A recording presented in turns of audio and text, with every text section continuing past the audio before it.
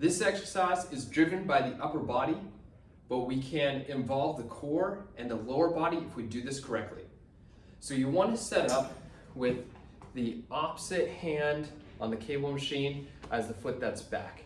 So my right foot's back and I'm in a stance like this. So I'm planted on the left leg, my right foot is up on the ball of the foot as if I'm kicking the floor forward. So you're activating through this hip flexor in the front like we're kicking forward, kicking the ground like that, getting a nice stance. The pelvis we're tucking underneath, rib cage we're tucking down, activating the core here. And then with that, this cable right at my side, it's gonna kind of pull me into a rotation here. So I don't let it pull the belt buckle this way, so the pelvis stays straight forward. But I let it go, turn my chest to the left, keeping this nice and close to midline here, and keeping my core tight, controlling that motion here, not letting it pull past my control. So controlling it there, you should already feel kind of like an activation from this shoulder across through here to this right hip flexor adductor here. And that's the anterior oblique sling. Then from there, keeping that belt buckle straight forward, keeping the head straight forward, you can even reach here. You press through like that, keeping this straight forward, head straight forward. So the exercise is kind of like this.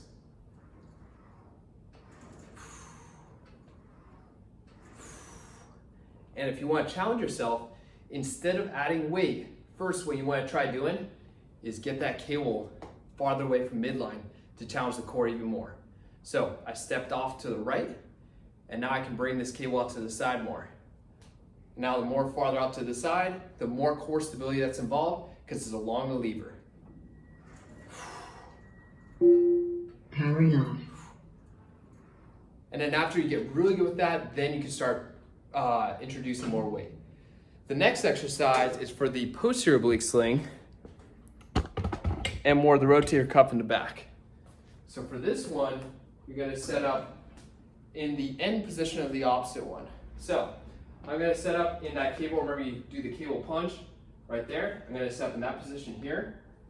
And now the opposite leg is forward here. I'm doing the same thing, kind of kick that foot forward, knee is bent there, and I'm controlling it here. Pelvis straight forward, head straight forward. So I'm controlling that rotation here, and then pulling. Notice here that I'm also trying to pull away from midline here to activate more through the core. I'm also getting my elbow up to the side to activate more through the rotator cuff, and also keeping that shoulder blade down away from my ear. It's kind of like pulling a bow. Be really strict on that pelvis position because a lot of times you'll find this happening.